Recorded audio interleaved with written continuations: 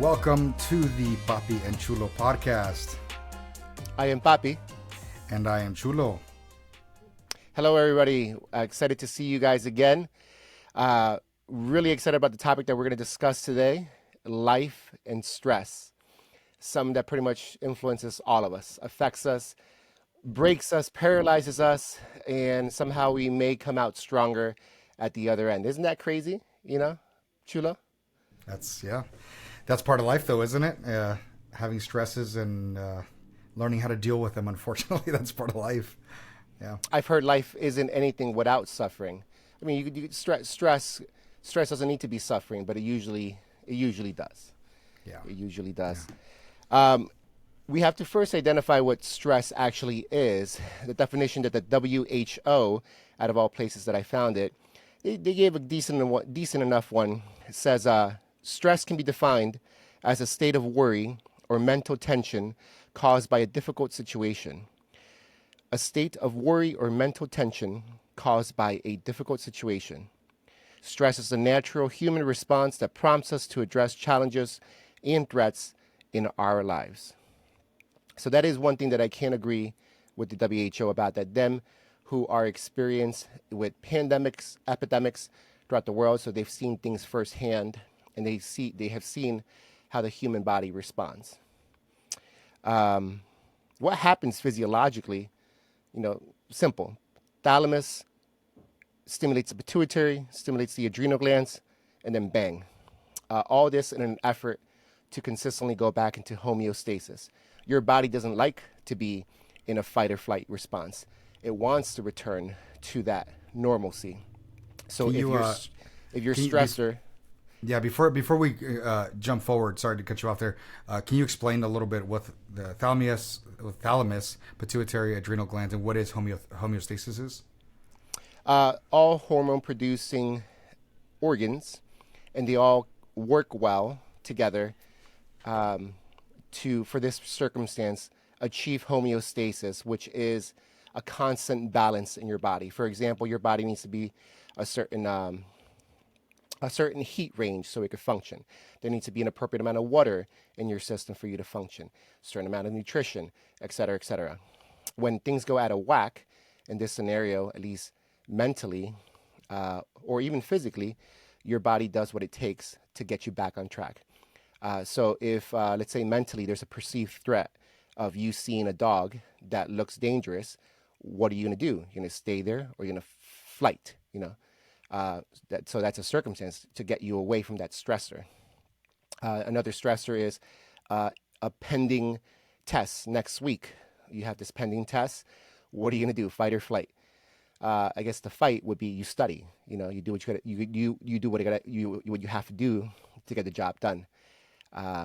If you flight, which some people do, then you drop out. Then you're done. Then that homeostasis is broken for that intended goal. So that's what I mean in regards to what we're talking about. Cool. Okay. Yeah. Now you tell me, my man, you who are now beautifully married with a great gal, you might be able to help me with this next question of how do men and women handle stress differently? We'll talk about us. But I would say that you have certain insights, because I barely even kissed a girl. I don't even think I've held their hand. I'm so naive right now.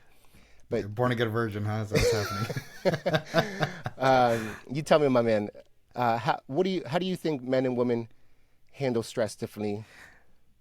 Well, if someone says that we don't handle it differently, I would say they're either lying or they're ignorant, because it's blatantly obvious how both of us experience it. And I think men in general tend to want to be fixers. So if there's stress in the life, you're trying to figure out a way how to get rid of it, get out of it. Where I think women in general tend to want to sit there and talk it through and express the feelings and want to get past the feelings once they're overwhelmed. Talking through the feelings so that way they're not feeling as overwhelmed, and then move forward from there. So, yeah, that's definitely something that I've come to learn, at least over the last few months. Realizing the major differences in men and women. Yeah. So for those of you who don't know, what I meant is our man here, Chulo, recently got married to Chula, a beautiful woman, in June, was it? In June this year? July Or 6th. July 6th. Yeah. Yeah, my man. So that's great. That's great. And what about you, though? As a man, how do you handle your stress? Good question. So, I guess it would depend. I try to tackle it head on whenever I'm stressed out about something. If there's a specific circumstance that I know things are getting difficult, we're working through a specific situation. I just want to full force go ahead, move through with it. But if there's a waiting period during this stressful time, so let's say for example, I guess I could use some personal examples, right? So, uh, in marriage, there's always stresses, and sometimes you have to wait things out. So, like if somebody leaves a job and is waiting for the next period to start, or like let's see, in terms of starting school or starting a new job, waiting for the next thing is one of the most miserable things you could do because you're just sitting in that stress because all of a sudden bills are piling up or people are looking, breathing down your neck, or you're just the world around you starting to, it feels like it's caving in.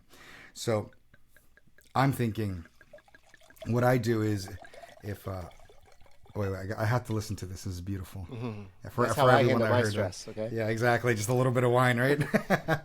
So so if it's right in front of me, I'll tackle it head on. But if there's a waiting period, then I try to do things that are going to lead me to stress about it less. If So what I know about you, I think what you're referring to, let's say for example, when you were in the transition to getting Chula to move into your now house, and then you mhm, yourself had to move into that house. Uh, you were antsy because you wanted the wedding to just happen. You wanted to just be there to start your new life. No more waiting. Which exactly. is that what I'm? Is that a good example, at least for Yeah, you? that's a really good example. Yeah, I think you just want to do it. You just want to take care of it. But sometimes you sign the lease, but then you have to wait 2 or 3 weeks, and you can't move anybody in. And then once it's time to move in, I can start moving my stuff over. But she was living up in Sacramento, which is a good 8 hour drive away. So it's another waiting game. So in that waiting game, you have to either surrender it to God and say, all right, there's nothing I can do about it right now, and try to just let it go. Uh, and when you do that, sometimes you just want to move. So I think one of the things that really helps me is exercise. So as of recent, being married can be very stressful at times, especially there's money talks, there's careers, there's movement of like what's the next thing with the future, the next step in the future, and also what's going to happen with student loans, stuff like that, and everything is in place and it's moving forward, but you can't do anything about it immediately. You have too many things going on, so you have to allow yourself a form of release. So for me, it's exercising. So one of the things that I just started up again, that I'm not sure if I've told you, is I signed up to a gym, another gym. So I'm starting to do MMA again, or not MMA, Muay Thai. So I'm starting Nice. to train Muay Thai again, and I'm doing it in a time that fits with my schedule. But what I'm realizing that now is that even though the stress is there, and things at work might be difficult, things at home has its challenges. uh, when I wake up in the morning, when I wake up at 6:30 in the morning, I'm at class at 7 o'clock. um, by getting myself up in the morning that early, getting something done, feeling good about myself, and learning something new in class, I realize that the stress tends to go away, or it makes life a little easier because I feel like I have a little more structure in life. So another way I handle stress. Sweet. So you're mentioning structure, but one thing I want to point out to you that you mentioned earlier that was actually, I think everybody would totally understand this, is there's certain stressors that you can't completely handle or take care of right away, even if you put your best foot forward. Paying off a loan, finishing a degree, if you're in the military, completing your 4 years, whatever it is, um, that requires humility and being realistic, which is hard. Being honest about your circumstances and saying, okay, not now, maybe later. Even in eagerness for wanting a home because your family's growing, maybe you can't afford a house. Maybe you didn't qualify. A lot of people are not qualifying for their loans, I'm hearing recently. So maybe that dream and then the stress of you living in a compact house will have to endure for much longer than you thought, but not now, hopefully later. Hopefully, not just maybe, hopefully later. Good point, my friend. If I had to share one of my stories, I was going to say the loss of my mother, which is a personal one, but I kind of want to talk more so about what I witnessed when my mother was alive. As some of you may know, I was a undocumented migrant. My family, first my father came, then my older brother, myself, and my mother. And though we tried different means to get the green card or the permanent residency, which is the permission to be allowed to stay in the U.S., we tried many ways, and we were scammed by a lawyer, and other things just didn't work out our way. We were essentially supposed to leave, but then the judge gives us one final opportunity to stay, and that was all based on my mother, one, passing her English exam, so the TOEFL exam it's called, and then two, passing the NCLEX, because she was a nurse in Peru. But if she passed the American exam, we would qualify, all of us, not just her. So everything was dependent upon her. So let me just put it to you: if everything was dependent upon you, Chulo, for you and your wife to stay, and your mom and your dad to stay in America, do you think that'll be a little bit of a stressor? Oh, I think my hair will be falling out or turning gray pretty quickly. Dude, and this is where I'm super sad because I was probably 11 years old, no, 12 years old. And my brother and my mom's studying, and sometimes she falls asleep while she's studying, but she gets right back up and keeps on studying. She's watching these videos and studying and taking notes. My brother break out into a full-out fight. If I'm 11, he's probably 13. Full-out fight in our rooms, and we're punching each other, kicking each other. We're screaming at each other. And in comes my mom. She separates us with her two hands, separates us, and her mom's strength that she has in that moment. And in anger, she yells, "Can't you see that I'm trying to study for you guys?" There was a silence, and then she breaks down in tears in front of us. And I've always had that sorrowful memory imprinted in my mind because now, especially as an adult and experiencing life, experiencing distress, my mom had something stressing her out that she has a glimmer of hope at the other end if she passes her exams. But hell of a stress until then, right? Yeah. So the end of that story is a sad but also happy ending in that, yes, my mom did pass away in a car accident, but we did get the green card and now citizenship. So, yeah, man. That's a kind of stress that I think that you and I don't think we'll ever be able to experience or experience in general unless we are put in a situation like that. Yeah, to imagine that everything was riding on your mom and she knew this, and here you are. How do you feel about that now as an adult? The stress that you knew you were causing on your mom. Dude, it breaks my heart. It really does. But there was a light at the end of the tunnel. She succeeded. She passed her challenges, the tests, the two tests, and she did it. But no, so I mean, I only have fond memories of my mother. Great memories, great respect. So That's awesome. yeah. How about you? Another story? Well, a lot of some people may know this, some people may not. I was diagnosed with cancer at the age of 16, and then I was diagnosed with cancer again at the age of 23. Wait, And then double whammy. and then I was I keep diagnosed with forgetting cancer. that. My bad, dude. Well, and then I was diagnosed with cancer at 24, and then re-diagnosed with cancer again at 25. So at 16, that was my big conversion coming to God moment. A 16-year-old doesn't think about death normally. You think you're going to live forever, right? Yeah. You think you're gonna, nothing can really harm you. You fall off your bike, or you get in a fight, you just get back up and you keep moving forward. But something like that, it definitely adds a stress to you that you can't fully comprehend. But I don't know if I told you this, but when I was re-diagnosed at 23, I remember. I scoot back a little bit. I was I dropped out of high school at 18, and I started working a job immediately after, and then I got my GED about a year later, and I worked for many years. From working at a restaurant to working around dairies, around agriculture, picking up cow colostrum from dairies, and really dirty work. But realized I wanted to go back to college, and I applied to Franciscan University there in Steubenville, and I remember applying for this job. I'm saying applying for school, and getting the acceptance letter in February saying I got accepted. I was so excited, ready to go, and then the following month in March, I was diagnosed with cancer for the first time in 7 years. It had been 7 years since my initial diagnosis. So from 16 to 20, was it? Is it 7 years? 16 to 23? Yeah. So it was a long time, and it was definitely one of those stresses like, all right, everything is riding on me returning back to college, going to college, getting my degree, and it depended on multiple things.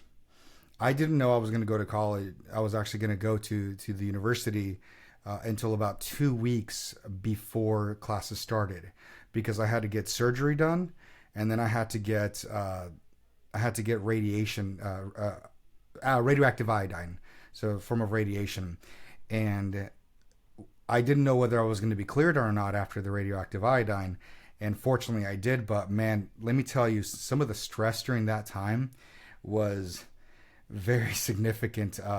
Everything was up in the air, all the uncertainty. This life that I had built in my head of I'm going to go to college, I'm going to get my degree, I'm going to start working, doing ministry and stuff like that, and everything was put on hold for what, 5-ish months, Yeah. whether figuring out whether I was actually going to go or not. So yeah, it was definitely difficult. And then every year after that, after my first year, I came home for the summer, and I was re-diagnosed again. So, and then after that, the following summer, I was diagnosed again. So, the entire time that I knew you during those years, I was either recovering from surgery, which was most of the time, or I was struggling with the thought of, all right, am I going to have to get another one? The cancer hasn't gone away. What do I do? So, I fully understand the stresses of life, and it went on for a while, but hey, we're here now. Yeah, Yeah. brother. I'm sure in another episode you'll get more in depth because you definitely told me some uh, uh, deep emotions that you experienced during that time. So yeah, man, thanks for sharing. Yeah, sure thing. We talked a little bit about coping mechanisms. There's definitely good ones, and there's definitely bad ones. Yeah. Um, Bad coping mechanisms: partying, drinking, other vices. But then Food. there's good ones. There's plenty of good ones.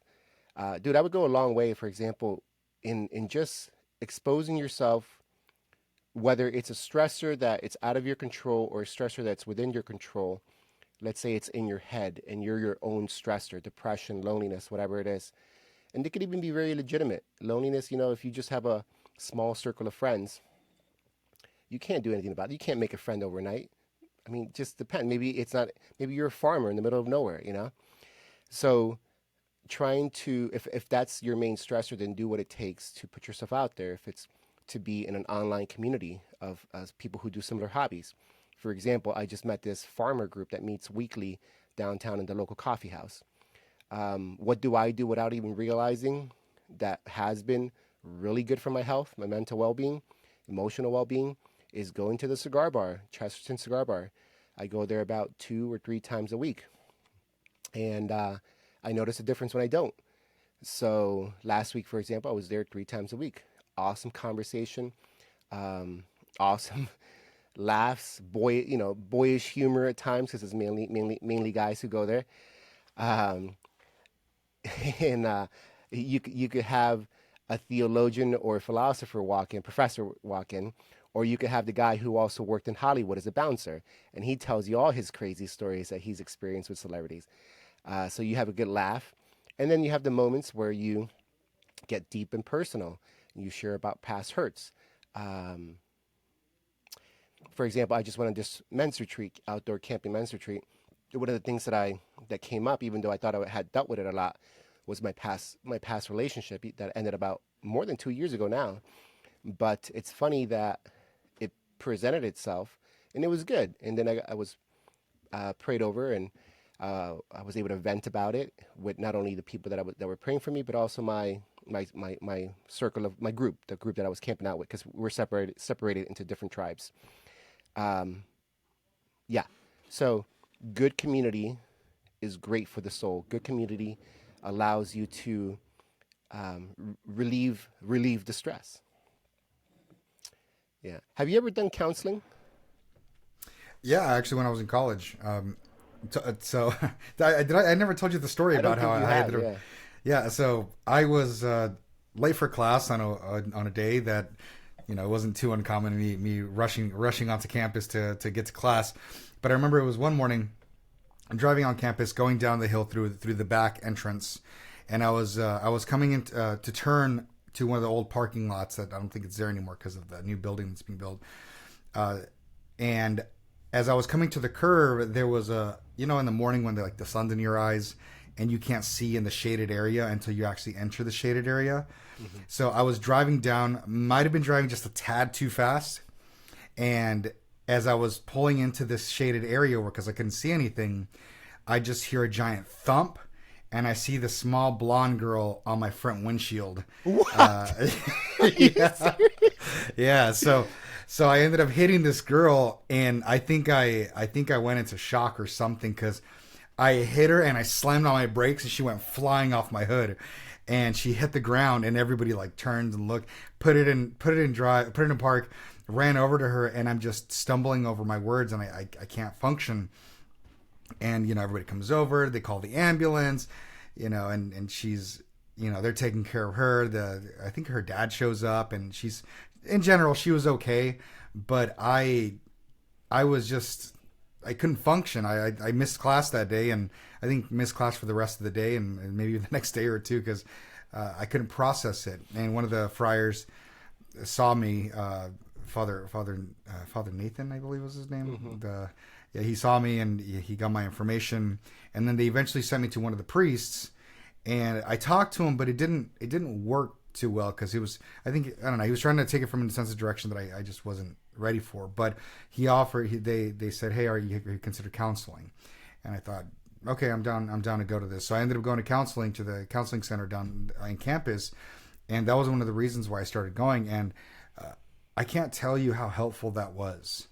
It started off as trying to process the incident, and it eventually developed in learning how to process a lot of my past, and it made me a more confident person, and realizing why I did certain things the way I did, or why I was unable to get past certain things, and how I handled stress was a huge one. Wow, dude. Because my thing was, as soon as stress hit, I saw myself as someone incapable of achieving anything. So I would immediately quit anything and everything and run away. And I would just be like, all right, I can't handle this. I can't function with this. I'm leaving. And I'll just let it be and just not address it anymore. But counseling definitely helped with being able to handle stress. And even till today, it helps, which is great. So. Dude, what a unique circumstance that it took you to hit a little blonde girl for you to who is hopefully safe and sound. She is, yeah, she is. Living a very, very happy, mobile lifestyle. You want to know the funniest thing about it is? Turns out she was actually in one of my classes, and I had never noticed her. So I show up to one of my classes, and I sit down, and then she walks in, and I'm like, Laura? She's like, Edgar? Dude, what? So we became really good friends, and the running joke whenever we would go and we'd run into each other at hangouts, I would say, "Oh, do you know how I met Laura? Yeah, I hit on her." It was my usual go-to. Oh my god, dude! If I was Yeah. your friend during that time and I knew both of you, I would always be like, "Hey, hey, watch out! Edgar's coming! Edgar's coming! Watch out! Oh, Chulo's coming! Chulo's coming!" It's a good thing you weren't around. So, Dude, but isn't that yeah. crazy? I kind of always want to make this a point. So something happened to you. You noticed a problem, and you were offered something. Luckily, Hmm. counseling, and you said yes to it. Yeah. So you expose yourself to a place that can help you handle what is hitting you. Yeah. So No pun intended, right? yeah, so good job on that. And maybe that's one of the most important things we're like saying in this podcast, in this show, is you have to be willing to put yourself in the position so you could do better. Yeah. So and you have to be willing to say yes. So good job on that. I'm pretty sure if when I was younger I would have said no, but I did also do counseling. I think at the age of like 32, it was also super helpful. I'll talk Well, about that it's another. an ego thing, right? It's an ego thing because it's like us as men want to say, we can handle these things. We can overcome the challenges without the help of anybody else. It's part of the way we're built, and Yeah. to finally admit and be humble about it and say, actually, no, I think I need somebody else to walk me through this. It takes a lot. I was about to say it's a cultural thing too, but as I'm reflecting, like on this men's retreat, they were all they weren't just rednecks or men who like the wilderness or More city folk too, urban people. yeah, but yeah, anything, Yeah. it could be city folk, country folk, ethnic Latino, ethnic Indian, German, Russians. They're supposed to be stoic. To show emotion there is really culturally not inappropriate, but just culturally not the norm there. Yeah. Not until you have them drinking vodka, then they'll tell you their whole story.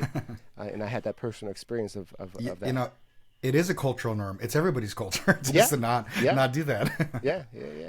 Wow, good point there, dude. And then sleeping. Sleeping. You already said eating healthy. I mean, the things that you eat cause more inflammation if it's processed foods. The sugars that you consume, it's just not ideally handled by your body. So you put your body you put your body in a state of stress, put your body in a state of inflammation. So you're obviously not going to heal better. You're not going to recoup better. And then sleeping, of course, dude. If you're only sleeping 3 hours because you watch movies until the wee hours of the night, and then you have to go to work, you're going to be more stressed. And whatever challenges hit you during the day, you're only going to be worse off, dude. My scariest day. Well, I'm not even nursing anymore, so I guess it's okay for me to share this. One week they were calling the one nurse or two nurses off from my floor that I was working at, and I was almost I felt like it was going to be a guarantee that I wasn't going to work Friday morning. So what do? I go out dancing Thursday night, awesome night dancing. We hit the diner up afterwards. We arrive at 4 in the morning. I leave. I get home. No, no. We arrive there at 3 in the morning. I get home by 6. I call the hospital just in case. And I was so confident that they were going to say, "Oh, Junior, no worries. We don't need you for today." But they said they did, and I felt this weight in my heart. And I laid down. I was able to sleep for 30 minutes. Went to work. I rarely ever drank coffee, but that was the first day that I drank coffee. And I could say that all I will say is that I will never do that again because I had the lives of patients in my hands, Oof. literally in my hands. And my mind also has to be sound because I'm giving medication and I'm doing critical thinking to keep these patients alive.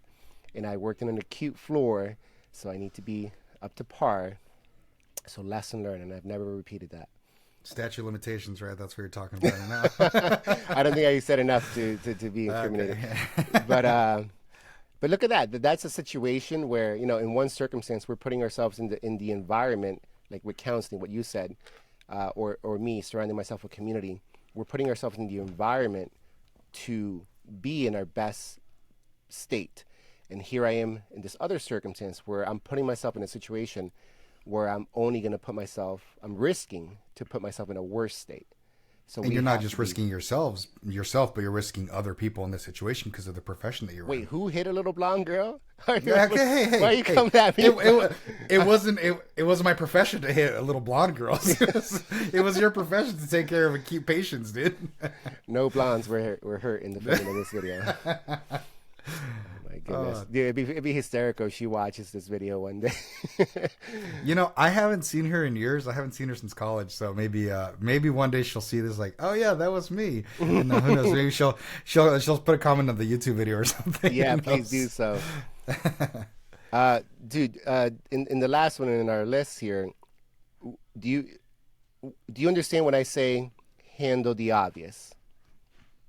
Yeah, yeah. I mean, there are things that don't need to be stressors that if you wait till the last minute and don't take care of and be responsible about the things that you need to do can easily be a stressor, such as not studying for a test if you're in college, or like you put here, paying off debt. Like for me, what I've noticed now is that if I need to make a payment and I wait till the last day, I'm like, I have the money. I don't know why I'm just not paying it. It's just I just haven't had the chance to sit down and actually just pay it.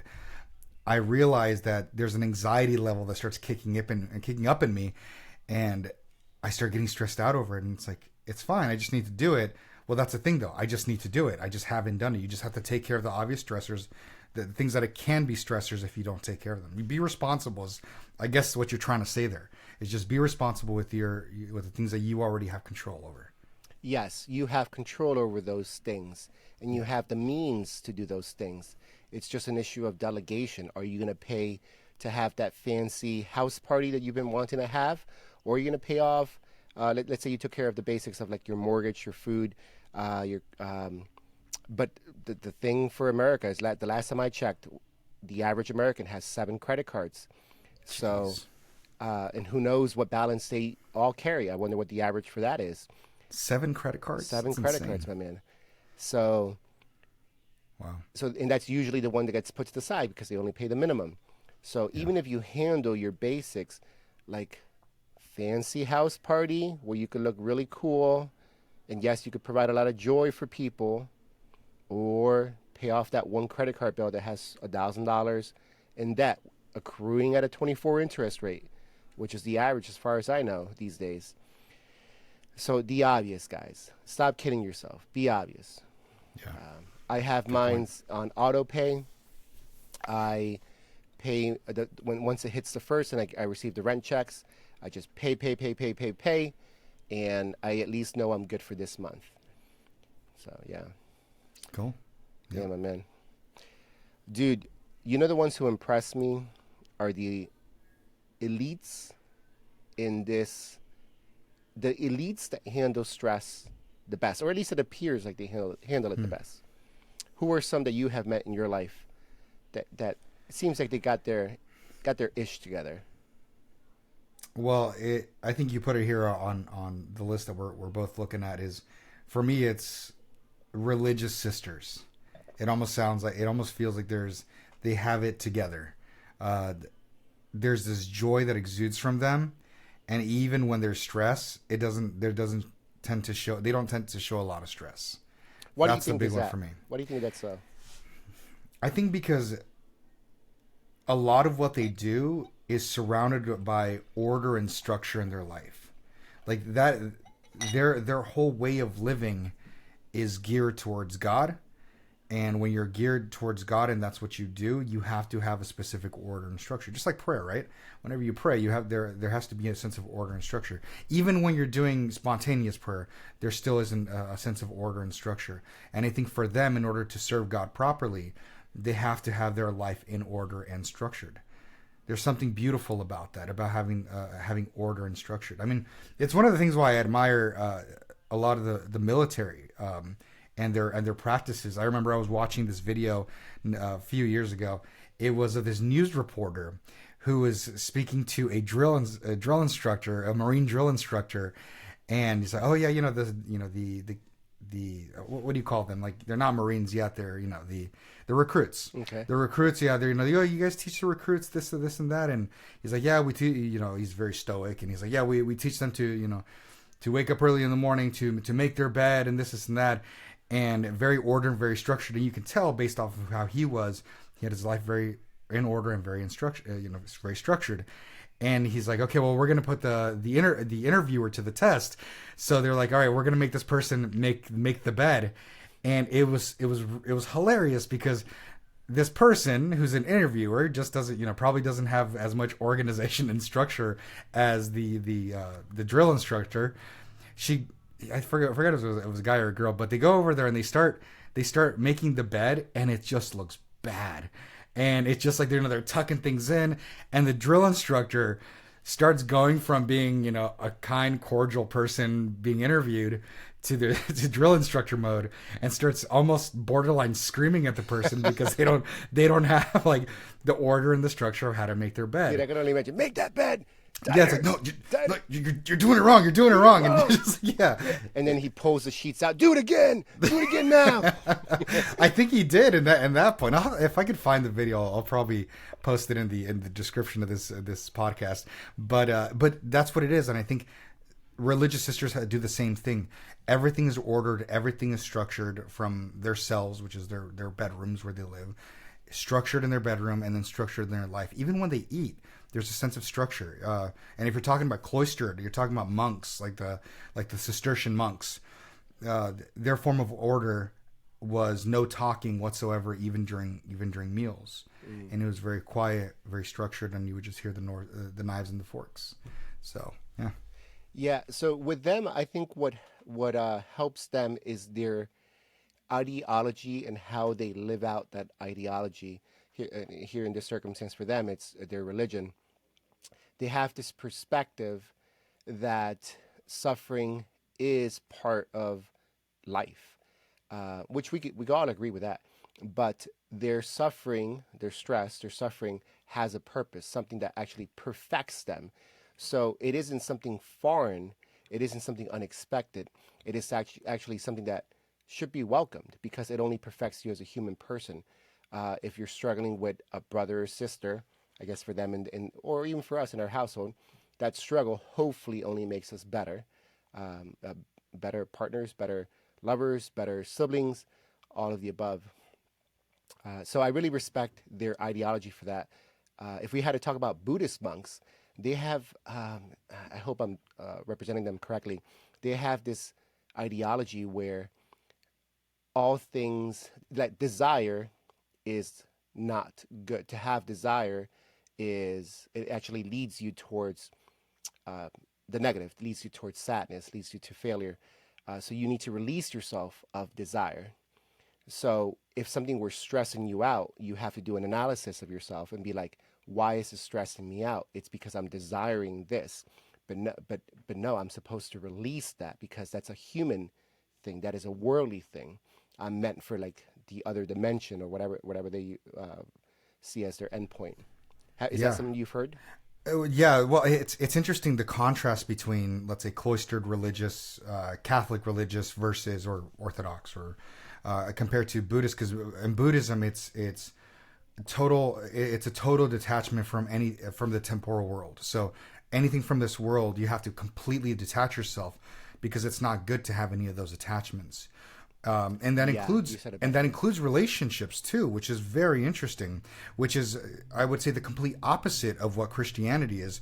It's not a complete detachment of your relationships, but it's a coming closer and to loving others. But yet, at the same time, there seems to be a sense of peace based off of the Buddhist mentality of fully separate yourself from everything. Mm-hmm. Meanwhile, in the Christian world, it's fully love everyone. And whatever comes with it comes with it. Wow, if that makes sense. Wow. I mean, I would say that I'm still deeply impressed by Buddhist monks and their lifestyle, Yeah. but that is such a huge difference. But I'm sure we still have parallels because they definitely value virtue. They definitely value silence, obedience, simplicity of life. That's why they live such rustic lifestyles. Yeah. Yeah, exactly. I think their sense of their view, I think of heaven, or as we would call it, is what they call total nirvana. So the total detachment from everything, and you entering into this next phase of existence or phase um, of enlightenment, I guess you can call it. Yeah, yeah, enlightenment. They're Yeah, huge on which that. is which it in one sense is again lack of stress, right? There's no stresses there, but in the Christian world, entering into the next life, it also talks about the lack of stress.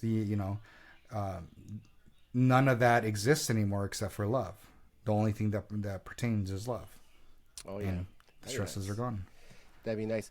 We're talking like we already discussed the different types of stress. This is more the mental and emotional. You mentioned the military. I just remember hearing one time a reporter that joined this Navy SEALs team on a mission. It must have been a minor mission because I don't think it would have been like a very Hmm. important mission. But wherever they were in the Arab world, there was a planned attack. They had landed, and then a site that they were about to infiltrate. There were going to be some distraction bombs nearby, and they were all aware of this. The reporter was aware of this as well. When the bombs went off, he didn't think that they were going to be that close, and he his whole body just went like flushed, and he was paralyzed. But when he saw the Navy SEALs, they were all normal flesh tone. They were just like still waiting for the call for the order. Everything was normal for them. Um, so what would I say in that circumstance is that one, they've trained for it. They've trained for it and they've embraced it.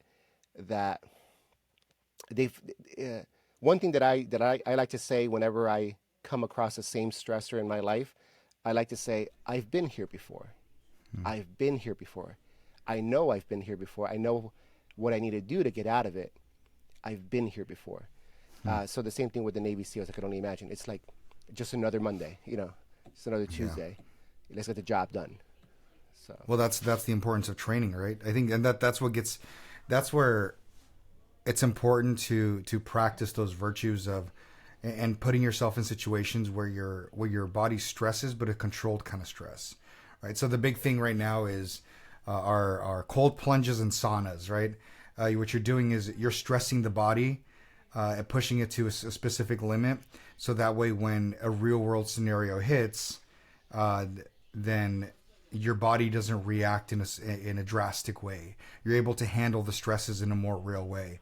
And I think, at least for me, waking up in the mornings going to Muay Thai class, I wake up in the morning and I'm in my flip flops because I'm going to be, walking around the mats. So, I'm walking around in my flip flops in the morning. It's cold, and it's those little things, those little intolerances, because I'm terrible with cold weather and heat. But allowing myself to experience those small stresses that are controlled are important for us to be able to train ourselves to handle the bigger stresses in life. yeah, yeah. So I think we're on agreement that like stress depends upon your response. Stress could also be good. You're talking about Muay Thai. What do you do in Muay Thai training? You're literally hitting each other, kicking each other. What is that good for? If the mission, the goal is to be a great Muay Thai fighter, then you're developing tolerance. Your muscle contracting and expanding is so that you can have better stamina, you can have better technique, you can do all of that, and that only happens with you putting yourself through that stress in effort in cardio, but also literally being whacked, literally being whacked. I remember the first time getting hit in the face and like seeing stars, and I was like, wow, that's different. And then training, helping a pro fighter prep for his fight, and him like obviously he's getting more headshots, and I'm like feeling more badass each time like he hits me. I'm like I can handle this. Um, it's good for you in the proper context, of course. Uh, so all of that, my man. Father Schmitz, he makes I was watching a YouTube video of his. He makes a distinction between stress and distress. I wouldn't say it's a proper um, definition if you had to be technical. He's saying stuff like life isn't about avoiding stress. and goes as far as saying stress develops us. You need stress to the you need stress to survive. And he gives the example of this single cell organism that in a research study they put this just a multiple single cell organisms in their own petri dish, more than likely, a homeostatic environment where everything's normal for it. And what happens to that every time? They all die. They all die because the assumption is they don't have the what they're used to, what they're meant for, which is usually um, a function towards whatever they're genetically made up for. And that's in reference to like the exercise as well. It's like you do what it takes to get to your end goal. For that single cell organism, I'm assuming that's the Wow. same thing. Yeah, bro. Yeah, Wow. bro. Well, our final suggestions. You take the first one. Final suggestions. Fight what you can control in life. Uh, you know the daily stressors that are coming in your life. Handle them. Don't set them aside. Don't. What's the word I'm looking for here? Procrastinate. Don't procrastinate. Do what you have to do. As the great uh, David Goggins says, get shit done. It's like, just do what you have to do. Do what you have to do, and when you do the things that you have to do, uh, the daily stresses are going to be one less thing you have to worry about. Dude, growing up, I had this alarm clock that had cactuses with Mexican sombreros on. There was three of them, and they would move. So they would move when it turns on, and they would say, "Don't wake up, mañana, mañana. Don't wake up, mañana, mañana." In an American accent, an English accent. So that was super funny. So yes, don't procrastinate for sure, for sure. Number two, minimize what you cannot control. Minimize what you cannot control. The first is things that you can control. The second is minimize what you cannot control because there's just certain triggers that you have to deal with, whether it's family, siblings, your coworkers, but if you can, minimize them. Minimize your exposure to them, minimize your interaction, minimize what puts you in the situation of argument, of dealing with them. So don't exacerbate it. Um, Even if it means you think you lose that verbal fight, forget about it. Mañana, just move on. Just move on. And the third one is eat healthy.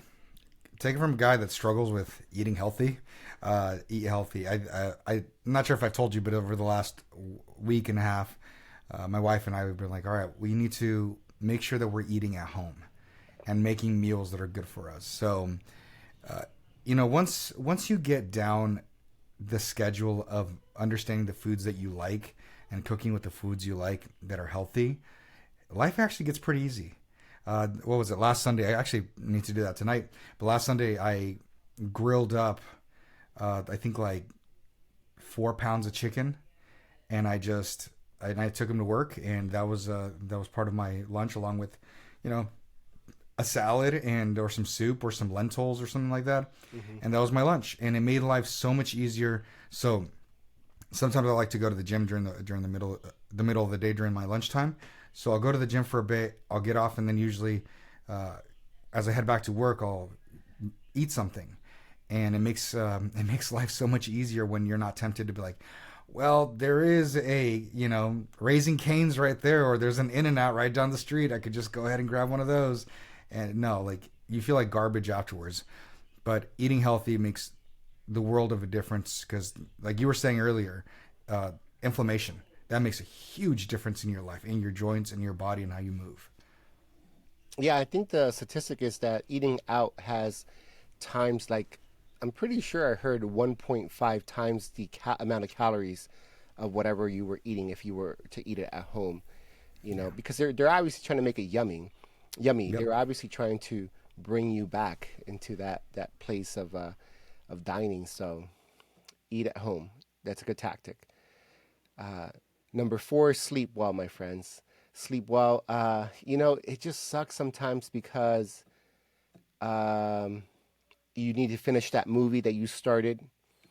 Maybe you're not sleepy when you're young, especially the young bucks, guys. We understand. We understand. We understand. You have all these energies. But I do know one thing for sure that I've always known is that if I get myself to bed when I'm sleepy, which is around 11 or midnight, if only I had just laid down and just forced myself to lay down, I normally always pass out. But once I pass that time, if I wait till 1 or 2, now I'm not sleepy, and then I get even more pissed off at myself. But okay, lesson learned. So sleep, be respectful of your body. Life gets actually happier when you sleep well. I'm able to lift more when I sleep well. My skin is prettier when I sleep well consistently, you know. So that, my friend, maybe the last thing we'll say, actually, I'll add it number 5, is don't overexert yourself. Yeah, sure, there's all good things to be involved in. There's many good works to do. There's even many good coping mechanisms to do. But if you're working out 7 days a week, maybe twice a day, that's not good. If you're sleeping 12 hours, I don't know. I don't know. A wine, 2 glasses a night, or every other night, or every other third night, probably better, is good. But once you do it too much, that's no bueno. Yep, exactly. Yeah, don't overdo it on certain things. Temperance is a smart thing. And then the last one, exercise at least twice a week. Hit it. Just do something. A little bit of running.